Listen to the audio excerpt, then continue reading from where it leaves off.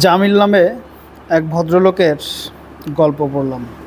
দশম শ্রেণীর ইংরেজি বইতে জামিলের একটা গল্প দেয়া আছে। তো জামিলের এই গল্পে খুব সুন্দর একটা প্রশ্ন জামিল করেছেন। সেটা হচ্ছে,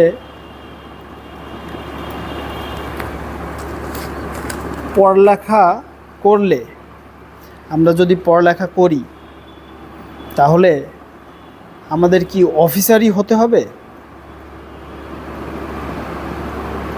কেন জামিলে কথা বলেছে? কারণ জামিল নামে এক ভদ্রলোক, তিনি কৃষি বিশ্ববিদ্যালয় থেকে পড়ালেখা শেষ করে গ্রামে এসেছে। গ্রামে এসে ভাই বোন সকলের সাথে, পরিবারের সাথে একসাথে থাকে এবং কৃষিকাজ করেন। তো জামিলের এই যুগান্তকারী প্রশ্নটা আমার মনে একটু দাগ কেটেছে, যার থেকে এই কথাগুলো শেয়ার করছি আপনাদের সাথে। সত্যিই তো, আমরা এক একটা পেশাকে নিয়ে এত বেশি হাইপ তুলে ফেলেছি যে আমরা সবাই ওই পেশাটার দিকে ঝুঁকে পড়ছি। কিন্তু প্রতিটা কাজই কিন্তু গুরুত্বপূর্ণ, বা আমরা একে অন্যের পরিপূরক। যেমন একজন কৃষকের কাছে আমি তো মনে করি আমরা আরও বেশি ঋণী। কজ কৃষক হচ্ছে আমাদের বেঁচে থাকার জন্য প্রধান যে জিনিসটা দরকার, খাবার, সেই জিনিসটা হচ্ছে কৃষক উৎপাদন করছে।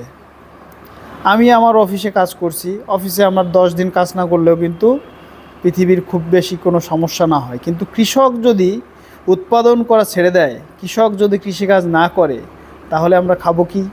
আমরা বাঁচবো কীভাবে? সো আমাদের এই পৃথিবীকে টিকিয়ে রাখার জন্য, পৃথিবীর স্বার্থে, পরিবেশের স্বার্থে কৃষকদের যত্ন করা শিখতে হবে। আজকে কৃষক কেন এত হাইব্রিড প্রোডাকশান, মানে হাইব্রিড যে জিনিসগুলো আছে সেগুলো তৈরি করছে? আজকে দুধের ভিতরে এত অ্যান্টিবায়োটিক কেন পাওয়া যাচ্ছে? আজকে কৃষিক্ষেত্রে এই যে টমেটো খাই আমরা, টমেটোতে কী পরিমাণের মেডিসিন দিয়ে তৈরি করে, আনবিলিভেবল। এই টমেটো গাছে নাকি হরমোন দিতে হয়, ভিটামিন দিতে হয়, কী জানোয়ার দিতে হয়। মাছ চাষ বলেন, প্রতিটা ক্ষেত্রে কিন্তু আজকে এই বিষে জর্জরিত।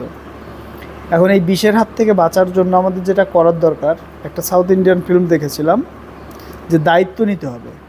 We have to take responsibilities. তাহলেই আমার কৃষকও কিন্তু আমার দায়িত্ব নেবে। একসময় আমার কৃষক কি এগুলো মেশাতো না।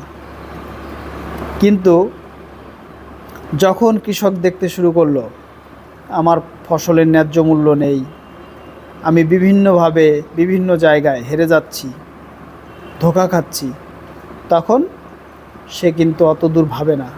ইভেন এমন এক শ্রেণীর কৃষক আছে, তারা কিন্তু এগুলোর ব্যাড ইফেক্ট সম্পর্কে জানেও না, যে এগুলো মানুষের উপর কেমন প্রভাব ফেলতে পারে। হ্যাঁ, এই উদ্দেশ্যে অনেকে হয়তো বা বলতে পারে যে আমরা কি পুরো অর্গানিকে যেতে পারি? না, আমি পুরো অর্গানিকে যাওয়ার কথা বলছি না, কিন্তু আমাদের উদ্দেশ্য, আমাদের টার্গেট, গোল, মিশন, ভিশন তো সেদিকেই হওয়া উচিত। আমরা মানুষ কিন্তু প্রয়োজন থেকেই কিন্তু সে শিখে একসময় সে উদ্ভাবন করে, যে উদ্ভাবন দিয়ে পৃথিবীকে আরও বেশি সুন্দর করা যায়। এখন আমাদের উদ্ভাবন করতে হবে। আমাদের এই যে খাদ্যে যে নিরাপত্তা, সেই নিরাপত্তাটা আমরা কিভাবে অর্জন করতে পারি? যথেষ্ট পরিমাণে উৎপাদন করেও যেমন করতে হবে, পাশাপাশি আমাদের দেখতে হবে আমরা কি খাচ্ছি।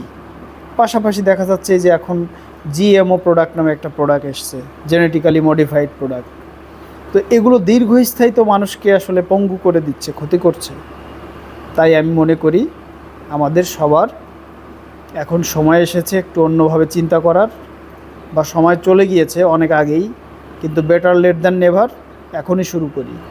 আমি যে পড়ালেখা করলাম, পৃথিবীর বিখ্যাত বিশ্ববিদ্যালয়ে পড়ে আসলাম, এর মানে এই না যে আমাকে একটা অফিসে বসে ডেস্ক জব করতে হবে। আমি কৃষক হতে পারবো না, আমি ফার্মার হতে পারবো না, আমি ব্যবসায়ী হতে পারবো না। যে কোনো অ্যাভিনিউতে কিন্তু কাজ করা যায়। তাই আমি মনে করি আমাদের যারা আমরা শিক্ষা গ্রহণ করছি, আমাদের এই ধরনের মেন্টালিটি ছেড়ে যে আমাকে অফিসারই হতে হবে এরকম না, আমি কৃষক হতে পারি, আমি আরও যত ধরনের কাজ আছে এক একটা কাজকে আমি এগিয়ে যেতে পারি। তাই আমার সবার কাছে অনুরোধ, আমরা এই মানসিকতার পরিবর্তন করি। আর একজন কৃষক দেখলে তাকে বেশি সম্মান দেই না, একজন অফিসার দেখলে তাকে অনেক বেশি সম্মান দেই, এই যে টেন্ডেন্সি, এটাও কিন্তু বদলাতে হবে। আমাদের সম্মান সবাই প্রতিটা মানুষকে দিতে হবে। যে ভ্যান চালায় তাকেও দিতে হবে, যে কৃষিকাজ করে তাকে আমি মনে করি আরও বেশি দিতে হয়। তো আমরা পারস্পরিক শ্রদ্ধাবোধ, ভালোবাসায় আমরা পৃথিবীটাকে সুন্দর করি এবং আমাদের দৃষ্টিভঙ্গিটাকে একটু একটু করে পরিবর্তন করি।